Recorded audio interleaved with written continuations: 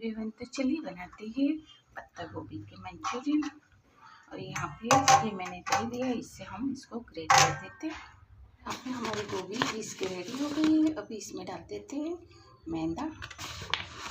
थोड़ा मैदा डालेंगे और थोड़ा कॉर्नफ्लोर। हमने कॉर्नफ्लोर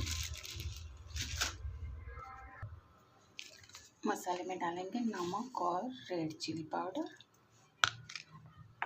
और इसमें हम डालेंगे काली मिर्च पाउडर, और इसमें हम डालेंगे अदरक लहसुन की पेस्ट, और इसको अच्छे से मिक्स कर देंगे। पानी नहीं डालना है।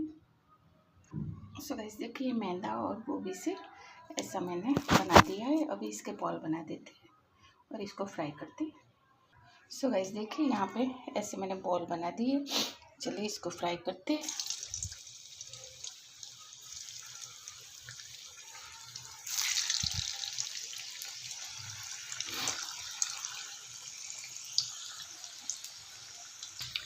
तो गाइस हम इसको अलग पलट करके मीडियम फ्लेम पे अच्छे से फ्राई कर लेंगे। सो गाइस देखिए, हमारे यहाँ मंचूरियन रेडी हो गए। बहुत ही अच्छा कलर भी आ गया है। चलिए इसको बाहर ले लेते।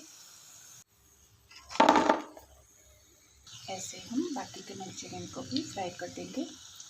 और ये मंचूरियन को आप सेजवान चटनी के साथ खाओगे तो भी बहुत ही बढ़िया लगेंगे, एकदम मज़ेदार। देखिए